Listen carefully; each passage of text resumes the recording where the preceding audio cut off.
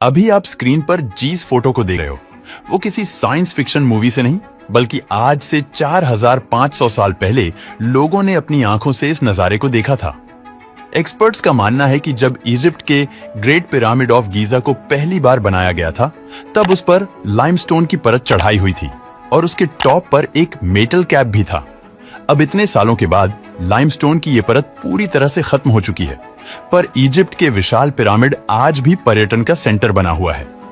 एक ancient world के सारे अजूबे समय के साथ खत्म हो चुके हैं, वही ग्रेट पिरामिड ऑफ गीजा आज भी खड़ा हुआ है और इसे मॉडर्न 7 वंडर्स में भी शामिल किया गया है। हैरानी की बात तो यह है कि साल 1888 तक हम इंसान इससे ऊंचे स्ट्रक्चर्स नहीं बना सके थे। 1889 में एफिल टावर के बनने के बाद जाकर कहीं इसका रिकॉर्ड टूटा है।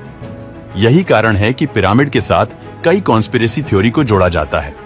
अमेरिका के महान इन्वेंटर निकोला टेस्ला तो ये तक मानते थे कि पिरामिड कोई टर्म नहीं बल्कि जॉइंट एनर्जी ट्रांसमीटर है।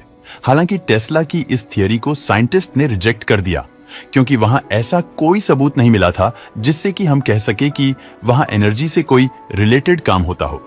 लेकिन एक बात तो क्लियर है कि इतने विशाल स्ट्रक्चर एंशिएंट इजिप्शियन ने महज टॉम के तौर पर तो नहीं बनाए थे। मेडिएवल यूरोपियन का भी यही मानना था कि आफ्टर लाइफ जर्नी को आसान बनाने के लिए इजिप्शियन का इतना विशाल पिरामिड बनाना लॉजिक से बाहर की बात है। तभी तो 1000 सालों से इसकी मिस्ट्री को सॉल्व करने की कोशिश की जा रही है, पर फाइनली ऐसा लगता है कि अब पिरामिड की मिस्ट्री सॉल्व हो चुकी है। अगर हम इजिप्ट के मैप को देखें तो इस देश में करीब 115 पिरामिड है और ये सारे ही पिरामिड नील नदी के आसपास ही बने हुए हैं। यहाँ साउथ डायरेक्शन में आपको ऐसे पिरामिड मिलेंगे जो हाइट में काफी छोटे थे, लेकिन नॉर्थर्न साइड के आसपास विशाल पिरामिड बने हुए हैं, जिनमें से ग्रेट पिरामिड ऑफ गीजा भी है। प्राचीन समय में इस विशाल पिरामिड की हाइट 146.7 मीटर रही होगी, लेकिन सालों से आक्रमण की वजह से इसको नुकसान पहुंचाते आए हैं, जिसके कारण इसकी हाइट 137.5 मीटर सी बची है। हिस्टोरियन मानते हैं कि नेपोलियन ने भी ग्रेट पिरामिड को काफी नुकसान पहुंचाया था, लेकिन साइंटिस्ट के सामने सबसे बड़ा सवाल यह था कि इतने बड़े पिरामिड को बनाने में जीस ग्रेनाइट और लाइमस्टोन का इस्तेमाल किया गया है। वो आखिर आया कहां से? क्योंकि ग्रेट पिरामिड के कोसों दूर तक इनका कोई सोर्स नहीं मिलता।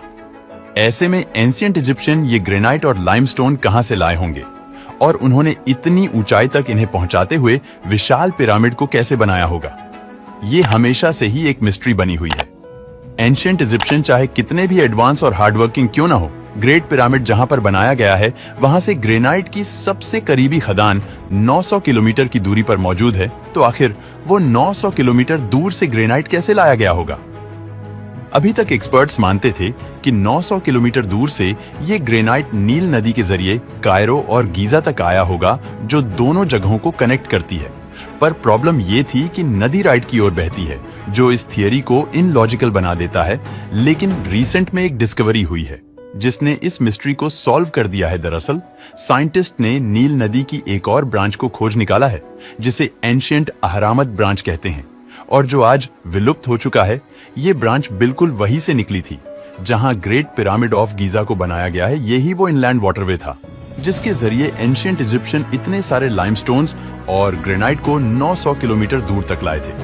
पर इसके बावजूद भी इन भारी पत्थरों को इतना दूर लाना कोई आसान बात नहीं कहा जा सकता, क्योंकि इन्हें काटकर बोट पर लोड करना, 900 किलोमीटर की डिस्टेंस को ट्रैवल करना और फिर उन्हें अनलोड करना बेहद ही कठिन बात थी। एक्सपर्ट्स का तो ये भी मानना है कि एंशिएंट इजिप्शियन की बोट भी अलग डिजाइन की हुआ करती होंगी, क्योंकि एक आम बोट में इतने वजन वाले पत्थर को रख पाना इम्पॉसिबल होता है। और ऐसा उन्होंने 1-2 साल नहीं बल्कि पूरे 1000 सालों तक किया था, क्योंकि इजिप्शियन अपने हर राजा की मौत पर एक पिरामिड को बनाते थे और इन सारे पिरामिड को 1000 सालों के टाइम फ्रेम में बनाया गया था।